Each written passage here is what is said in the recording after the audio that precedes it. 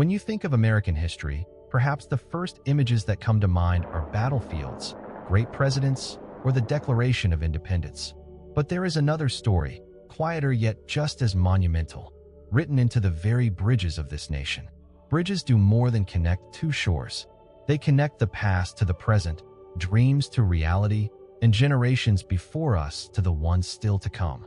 From the Brooklyn Bridge, the symbol of America's Industrial Revolution, to the Golden Gate Bridge, a 20th century engineering marvel, to the Edmund Pettus Bridge, forever marked by the struggle for civil rights. Each one is a living chapter of history.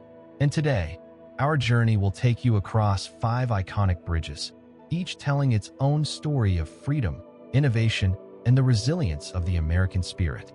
Before we begin, if you love history told through memory, through images, and through the very landmarks that shaped a nation, make sure to hit subscribe and join us here at the America We Knew. Because on this channel, we don't just talk about history, we bring you back into the America your grandparents once knew, touched, and preserved. Brooklyn Bridge, the steel gateway to America's industrial age. When the Brooklyn Bridge first stretched across the East River in 1883, it wasn't just a bridge.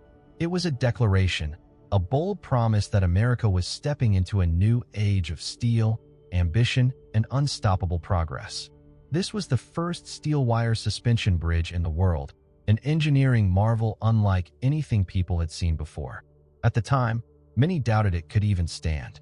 The idea of connecting Manhattan and Brooklyn with nearly 6,000 feet of cable seemed impossible.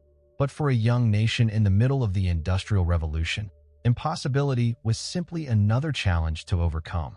The story of the Brooklyn Bridge, though, is not just about steel and stone. It's about people and sacrifice. John Roebling, the visionary engineer, never saw his masterpiece completed. A tragic accident took his life before construction truly began. His son, Washington Roebling, took up the mantle, but the work came at a cost. Years of labor in the dangerous pressurized caissons left him stricken with the bends, unable to walk or even leave his bed. And this is where one of the greatest untold stories of American history unfolds. Emily Roebling, Washington's wife, stepped forward. Without any formal training, she became the bridge's quiet hero, carrying messages, studying advanced engineering, supervising workers, and essentially directing the construction on her husband's behalf. For more than a decade, she stood at the center of the project, proving that this bridge wasn't just built by men of steel, but also by a woman of unshakable resolve.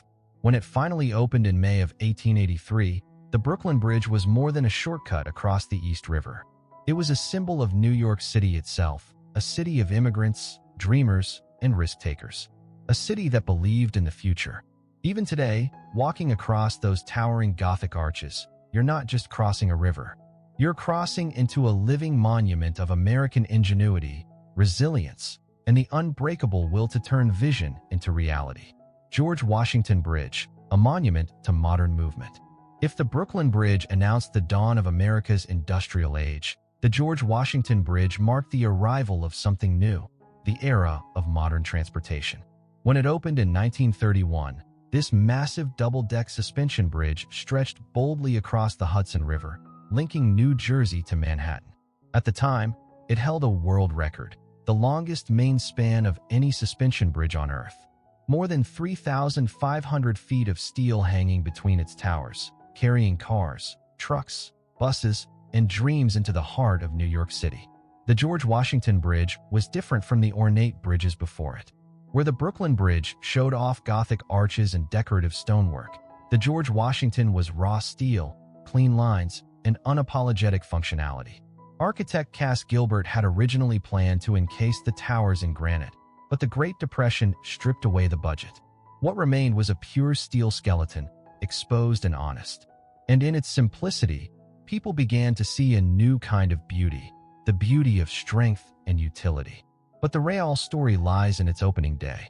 Picture it, October 24th, 1931. Tens of thousands of New Yorkers and New Jerseyans lined up, some on foot, some on horseback, others driving their Model A Fords, eager to be the very first to cross. There was a sense of celebration in the air, as if this wasn't just a bridge, but a new artery pumping life into the region. For the first time, families could drive straight into Manhattan without waiting for ferries, and businesses could move goods faster than ever before. In many ways, the George Washington Bridge was the people's bridge. It wasn't about grand aesthetics or romantic ideals. It was about movement, efficiency, and connection. It reflected the spirit of the early 20th century, America as a nation on the move, building bigger, faster, stronger. Today, with more than 100 million vehicles crossing each year, it remains one of the busiest bridges in the world. Standing on its pedestrian walkway, with the Hudson River flowing beneath and the Manhattan skyline rising ahead, you can still feel what people felt back in 1931, that this bridge was more than steel and concrete. It was a gateway to a modern America and proof that nothing could slow its momentum. Golden Gate Bridge, the orange dream rising from the fog. Few landmarks in the United States capture the imagination quite like the Golden Gate Bridge. Rising out of the fog of San Francisco Bay, its towers stand like fiery red sentinels, instantly recognizable across the globe. More than just steel and cables, it became a symbol of America's daring spirit, proof that even the impossible could be achieved. In the early 20th century, many believed spanning the Golden Gate Strait was madness. The waters were too deep, the currents too strong, the winds too relentless. Engineers warned it couldn't be done, but Joseph Strauss and his team of visionaries refused to accept defeat. They designed what would become one of the greatest engineering triumphs of the 20th century. When the bridge opened in 1937, it was the longest suspension bridge in the world, stretching more than 4,000 feet across the bay. Painted in international orange, its bold color wasn't chosen just for aesthetics. It made the bridge visible through San Francisco's dense fog, while also blending beautifully with the natural landscape. From the moment it appeared on the horizon, the Golden Gate Bridge wasn't just a crossing, it was art in motion. But behind its beauty lies a story of danger and sacrifice. Building over the strait was perilous. Workers faced icy winds, dizzying heights, and treacherous conditions every single day. More than 10 men lost their lives during construction, but thanks to an unprecedented safety measure, a giant net strung beneath the bridge, many others survived falls that would have been fatal. Those lucky men became known as members of the Halfway to Hell Club, their lives saved by mere inches of rope and fortune. On opening day, nearly 200,000 people poured across on foot, marveling at what their country had built. Some danced, others ran, and many simply stopped in the middle, staring out over the Pacific with tears in their eyes. This wasn't just San Francisco's bridge. It was America's, a promise of resilience during the Great Depression, a vision of possibility standing firm against the ocean winds.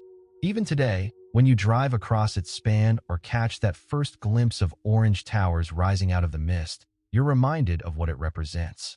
The Golden Gate Bridge is not just a marvel of engineering. It is a monument to courage, persistence, and the unshakable belief that even the wildest dreams can be built in steel. Edmund Pettus Bridge, a crossing paved in courage. Not every bridge is remembered for its engineering. Some are remembered for the footsteps that crossed them and the blood that stained them. The Edmund Pettus Bridge in Selma, Alabama, is one of those bridges. On the morning of March 7, 1965, known forever as Bloody Sunday, hundreds of men and women gathered to march peacefully from Selma to Montgomery, demanding something most Americans took for granted: the right to vote. Among them was a young John Lewis, only 25 years old, leading the front line. The air was heavy with tension, but also with courage. They carried no weapons, only determination. As they began to cross the Edmund Pettus Bridge, shrouded in early morning fog, they walked not just for themselves, but for generations of Black Americans silenced at the ballot box. But waiting on the other side was a wall of state troopers and deputies. Within moments, peaceful protest met brutal force. Tear gas filled the air. Clubs came down on skulls and shoulders. The bridge became a battlefield, not of armies, but of ordinary citizens demanding equality. The images that followed shocked the nation. Americans watched on television as fellow citizens were beaten simply for walking across a bridge. And in that shock, something shifted. The violence at Selma ignited outrage across the country, galvanizing support for the civil rights movement. Just months later, Congress passed the Voting Rights Act of 1965, one of the most significant victories in the long fight for justice. The Edmund Pettus Bridge still stands today, quiet over the Alabama River, its steel arches casting long shadows on the road. But to walk across it is to walk through history, to feel the echo of footsteps that changed a nation. It is more than concrete and steel. It is a memorial to courage, to sacrifice, to the belief that freedom must be claimed, step by step, march by march. The Edmund Pettus Bridge reminds us that the path to justice is never easy, but it is always worth crossing. Bixby Creek Bridge, a poem of freedom along the Pacific coast. Perched high above the rugged cliffs of California's Big Sur, the Bixby Creek Bridge is not just a way across a canyon. It is a window into the American soul. Built in 1932 during the depths of the Great Depression, this sweeping concrete arch became one of the most photographed bridges in the country. Not because of its size or its record-breaking span, but because of where it stands, hugging the Pacific Coast Highway, where mountains crash into ocean and freedom feels endless. For generations, the Bixby Bridge has been more than infrastructure. It's been a frame for the kind of beauty that can only be found on the open road. Imagine it, a classic convertible, top down, engine humming as it rolls across the bridge. The Pacific wind whips through your hair, salt air fills your lungs, and for a brief moment you feel weightless.